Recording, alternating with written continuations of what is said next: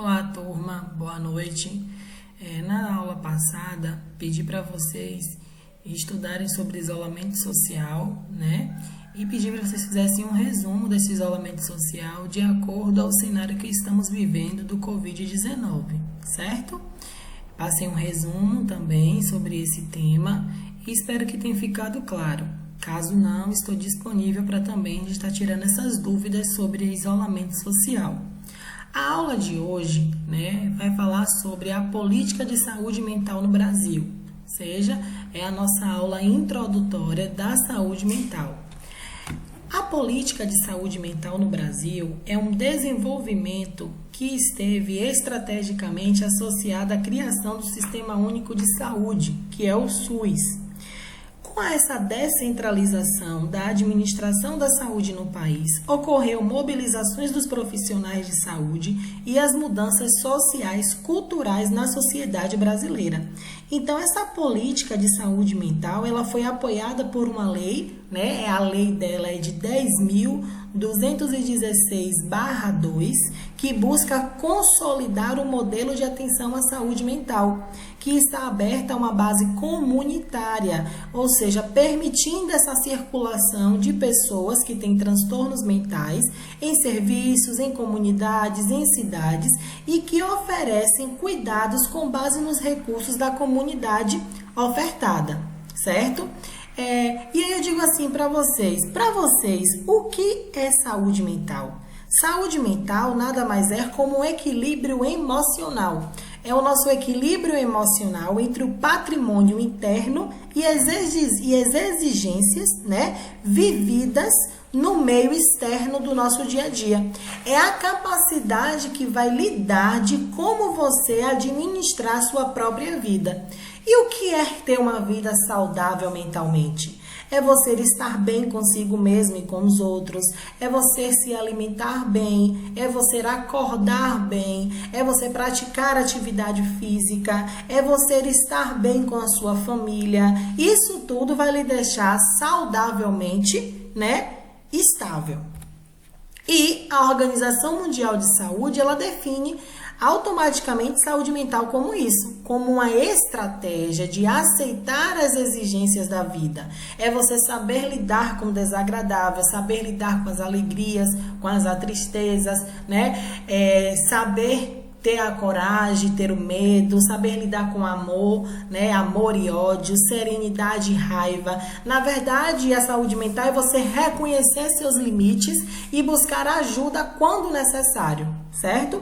É você realmente focando aqui estar bem consigo mesmo. É você administrar sua própria vida, suas próprias emoções, certo? É você estar ali focado nessas mudanças diárias da vida.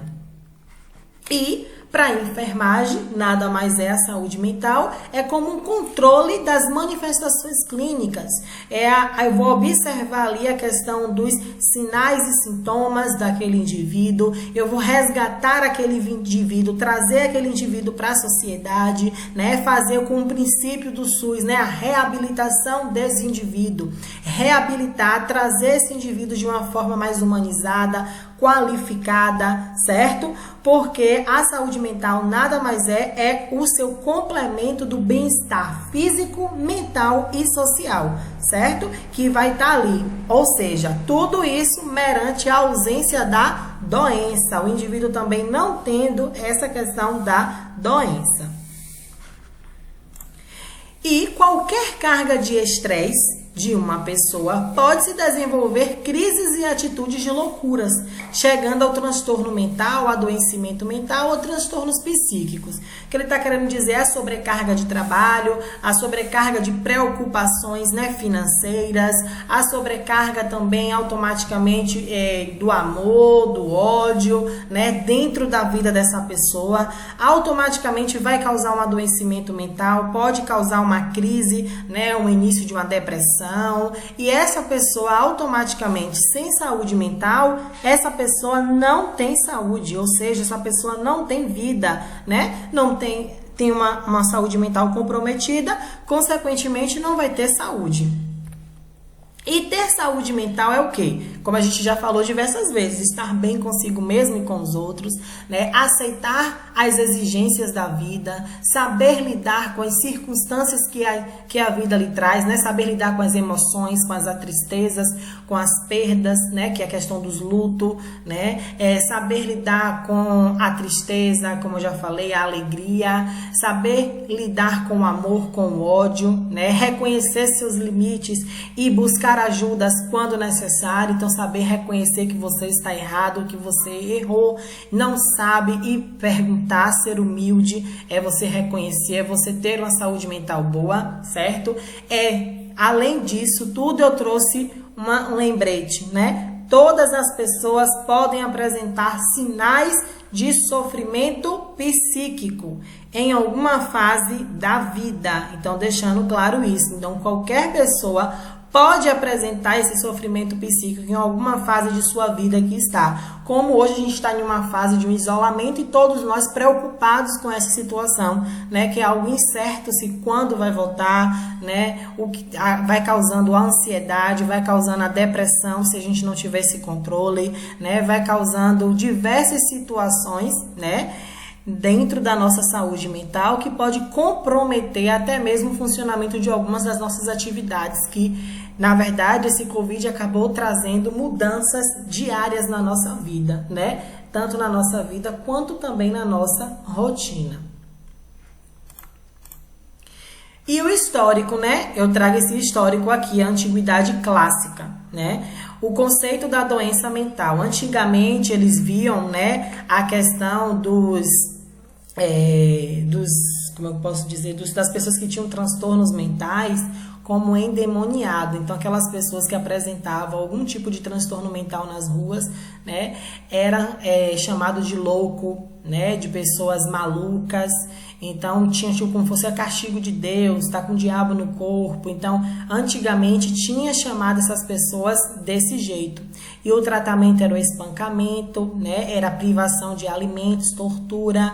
Então, imagine uma pessoa que tinha problemas mentais passando por certas situações onde também era discriminada, né, pela sociedade, certo? Onde acontecia também o aprisionamento desses doentes, colocando em arma de força, né? Aquela questão de arma de força. Tudo isso trazia, né, automaticamente preocupações para essas pessoas. Já na Grécia Antiga, né, começa o interesse em saber sobre as causas dos distúrbios mentais, certo? Que ia ver estudando pelo desequilíbrio interno. Aí eu trouxe umas curiosidades. Surge assim pela primeira vez a descrição da histeria, certo? Que curiosamente era atribuída ao deslocamento do útero por falta de atividades sexuais. No entanto, acreditava-se que movendo-se pelo corpo, o útero poderia atingir o cérebro, causando a dispneia, que é a falta de ar, a palpitação e até os desmaios, certo? No século XXI, os hospitais para os exclusivos, socialmente os doentes mentais, criminosos, mendigos, inválidos, distúrbios mentais, visto que, pelo âmbito médico, eles estavam ali não por estar, mas por uma questão sobrenatural, né? Teve o mérito de libertar os doentes mentais das correntes. Então, antigamente era criada como a questão dos manicômios, dos hospitais, era como a proposta, né, desses manicômios, os asilos, né? Então, diante dessa situação, ocorreu a descentralização, certo? Não foi mais chamado desses manicômios. A função foi automaticamente descentralizar mesmo essa questão com a reforma chamada da reforma psiquiátrica, certo? Essa reforma psiquiátrica da saúde mental no Brasil, ela entrou com uma grande mudança, certo? O início desse processo, dessa reforma, é contemporâneo e teve lá nos anos 60, nos anos 70, desculpe, né, que foi um movimento sanitário, aonde automaticamente teve a defesa da saúde pública junto com a saúde coletiva, certo? Embora contemporaneamente da reforma sanitária, o processo dessa reforma tem uma história inscrita no contexto intencional de mudanças, certo? Que suspende a crise do modelo assistencial desses anos 70. Essa reforma psiquiátrica foi um processo político e social, certo? Completo desse histórico, que teve a evolução de diversas situações, certo? Diversas psiquiátricas, estudando essa questão do modelo hospitalocêntrico, que visava apenas cuidar da doença, certo? Então, ele queria mudar essa reforma e ver como um modelo biomédico, certo? Surge a psiquiatria, assim é possível notar que a saúde mental se caracteriza pela forma como uma sociedade em determinada época julga ou rege a comportamentos considerados apropriados ou adequadamente baseados em normas culturais. Então, ele visa os seus conceitos próprios, visa de sair do modelo biomédico, do modelo hospitalocêntrico e ir para um modelo mais holístico, ver o indivíduo como todo, ver o que está acontecendo com aquele indivíduo, certo? Não apenas se o paciente está com dor de cabeça, vou cuidar apenas da dor de cabeça mental do paciente, não. Vou cuidar o que levou esse paciente a ter essa dor de cabeça, qual a cultura que esse paciente está inserida, certo? Então, trouxe mais uma situação mais ampla da saúde mental para esses tipos de pacientes, certo? Também lá no ano de 1989, que entra o Congresso Nacional, que é o projeto da lei do deputado Paulo Delgado, que propõe a regulamentação dos direitos das pessoas com transtornos mentais e a extinção progressiva desses manicômios. Então, a extinção, cortar, para não existir mais esses tipos de manicômios, né? Sendo chamado para não chamar esses doentes, né, de doentes mentais. E sim, são pessoas que têm transtornos mentais, certo? A saúde mental é uma área de conhecimento que mais do que diagnosticar, é tratar, certo? Então, não vai só apenas diagnosticar aquela doença, vai tratar também aquela doença, né? Liga-se à prevenção, à promoção da saúde, reabilitação. Então, vai visar todos os princípios do SUS. O que é essa questão da prevenção, professor? Vou prevenir para que aquela pessoa não venha ter um problema de saúde mental, né? A prevenção é tipo, se é o preservativo, tem que usar o preservativo para não adquirir automaticamente a doença. Então, a prevenção aqui é o quê? A prevenção é prevenir que essas pessoas não façam suicídio, é prevenir que essas pessoas automaticamente não tenham uma depressão. E o que é essa promoção de saúde? É a educação em saúde, é promover palestras sobre depressão, promover palestras sobre suicídio e reabilitar, se esse indivíduo está com a forma de depressão leve ou depressão moderada, eu reabilitar esse indivíduo, incluir esse indivíduo na sociedade de novo, no meu contexto social, certo? Na minha história. Psiquiatria é o ramo da medicina relacionado com as manifestações que o indivíduo vai me relatar, né? Com o tratamento desse funcionamento irregular do indivíduo, ou seja, que é a personalidade que vai afetar totalmente o indivíduo e que a psicologia não vai conseguir trazer esse indivíduo para a sociedade sem o apoio da psiquiatria, sem um apoio médico, aonde vai ter que prescrever medicamentos, né? Aonde vai fazer uma readaptação à vida dessa pessoa na sociedade. Então, tudo isso vai estar voltado para a psiquiatria desse indivíduo. E a psiquiatria no Brasil, no século XXI, né? Os loucos desfilavam livremente pelas ruas, né? Assim que ele dizia, sem qualquer restrições. Porém, em 1841, Dom Pedro II determinou a criação no Rio de Janeiro de um hospício destinado ao tratamento de alienados.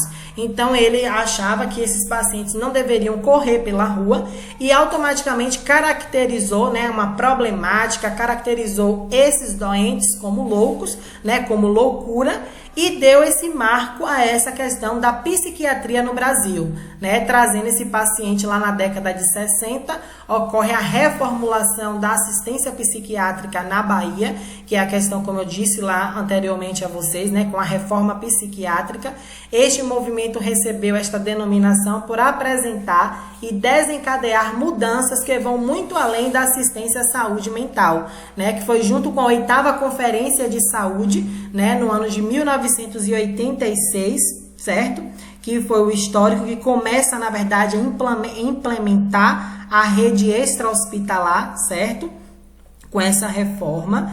Então, nesse período, ocorreu a questão do processo, né, descontínuo, aonde tirar essas pessoas, descentralizar desses manicômios, né, ocorreu uma descentralização social, né, que é com a questão dos princípios do SUS, a universalização, integridade, equidade, descentralizar. Então, é descentralizar, tirar essas pessoas de ser atendidas lá dentro do manicômio, lá dentro do hospital e começar a colocar os CAPs, né, colocar redes de apoio de saúde mental para estar atendendo essas pessoas, certo?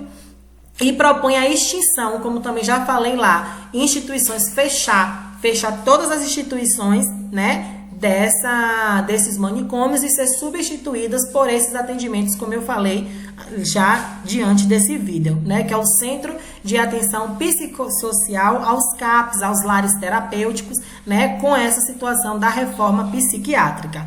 A lei também detalhei para você, né, a lei de 10.216, que é de 6 de abril de 2001, que ela dispõe sobre a proteção e os direitos de pessoas portadoras de transtornos mentais e redireciona o modelo assistencial em saúde mental. É ela que vai reformular todo esse modelo assistencial de saúde, certo? Voltando, todo esse modelo social de saúde com essas pessoas que têm esses tipos, né, de transtornos mentais, que não são loucos, são apenas pessoas que têm transtornos mentais.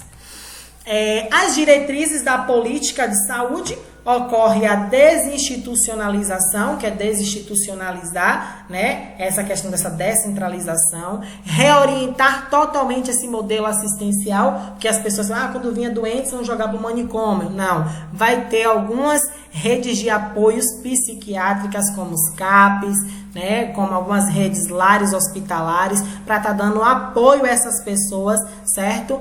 Que estão com transtornos mentais, que estão com algum tipo de problema de saúde mental, certo? E o que pode influenciar a saúde mental dessas pessoas?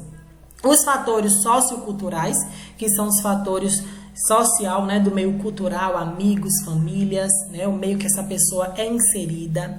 Fatores psicológicos, como os processos cognitivos, fatores de estresse, fatores de sobrecarga, fatores de automaticamente de não aceitação por alguma situação, ou seja, ela pode ser parte homossexual, ou a questão de não aceitação de algum tipo de doença que aquele paciente tenha.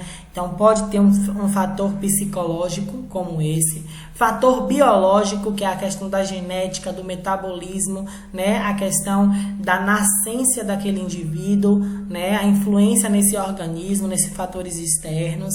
E a sociedade tem muito estigma da doença mental.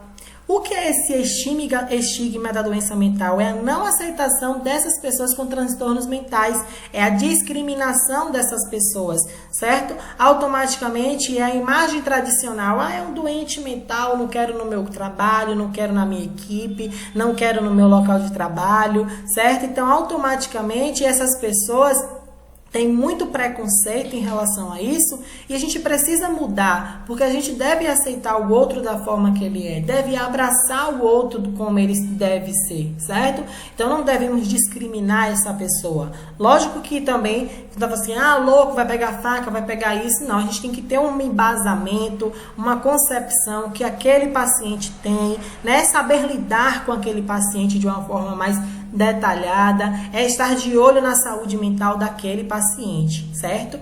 Voltando para a família e o doente, né? É o foco da atenção dos profissionais de saúde, porque tendo uma pessoa com transtorno mental na família, eu preciso de um acompanhamento familiar, eu preciso, né, conversar com aquela família, trazer aquela família para inserir ela com o paciente, porque altera as rotinas diárias da família, né? As despesas, o lazer da família, então tudo muda e vai gerar automaticamente um clima emocional na vida daquela família que está inserida, porque vai ocorrer uma mudança de padrão, uma mudança de rotina, né? De comunicação social para um tipo de pessoa, né? Que tem um transtorno mental dentro daquela família.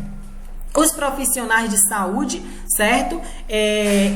Tem uma equipe multiprofissional para estar fazendo atender esses tipos de pacientes, né? Tá ali dentro com eles fazendo uma terapia terapêutica, né? Vai ter o médico psiquiátrico, o enfermeiro psiquiátrico, o técnico de enfermagem, psicólogo, terapeuta ocupacional, assistente social, fisioterapeuta, como tem outros, né? O recepcionista, o auxiliar administrativo, a vigia. Então vai estar uma equipe apoiando aquele paciente com tipo de transtorno mental e preparado também para atender esses tipos de pacientes com esses tipos de transtornos.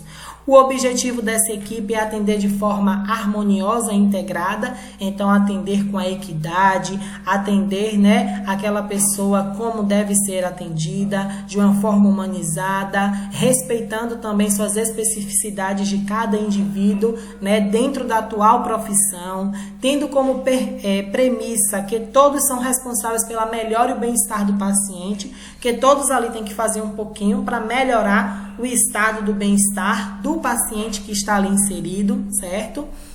A atuação da equipe de enfermagem é constituída por enfermeiro, psiquiátrico e técnicos de enfermagem, né? Essas funções são regulamentadas pela Lei 7.498/96, certo? Essa equipe aqui visa assegurar e implementar a prescrição médica, lembrando que enfermeiro não prescreve, certo? Quem vai prescrever vai ser automaticamente o médico psiquiátrico, tá? E vai estar atuando ele, criando um ambiente terapêutico junto com esse paciente, implementar assistência de enfermagem delegada pelo enfermeiro. E o papel desse técnico de enfermagem é o quê? É contribuir para a melhoria do paciente, né? Então, vai contribuir de que forma? Examinar nossos sentimentos,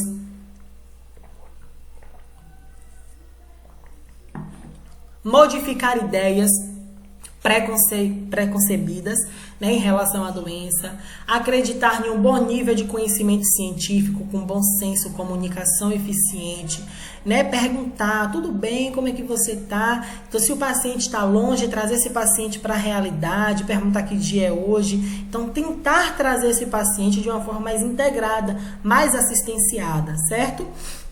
Consistente em proporcionar um ambiente favorável, né, ao tratamento de recuperação, esse ambiente terapêutico, possibilita uma atmosfera agradável para os doentes mentais, proporcionando assim atividades sociais e sempre de providenciamente recreativas, certo? Comunicando-se com o paciente é saber ouvir esse paciente, é você criar uma confiança, uma relação de confiança entre você e o paciente, né? É estabelecer uma relação de comunicação favorável e fortalecer as relações de confiança que o paciente tem ao profissional, utilizando sempre uma linguagem não verbal, certo? A expressão facial, postura, modo de se deitar, né? Então, trazer uma linguagem não verbal para esse paciente e, acima de tudo, confiar. Essa confiança, ela é fundamental entre você e o seu paciente. Ouvir reflexivamente, como a gente já falou, né? Verbalizar essa aceitação desse paciente, não implicar em concordar com todos os comportamentos e sim aceitar que por algum motivo essa expressão é de seus sentimentos e emoções, sempre trazendo ele, mantendo uma boa relação de comunicação terapêutica com esse paciente, certo?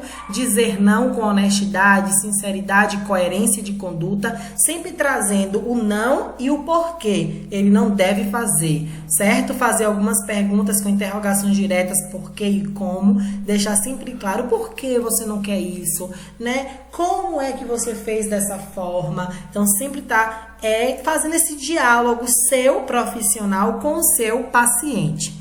E aqui é uma chargezinha que eu trago, né? Tipo um textozinho, vamos pular Aí o outro fala, eu, hein? Do outro lado só tem louco. Então vamos desmistificar essa situação, né? Vamos abraçar todos da mesma forma que deve ser, respeitar o outro.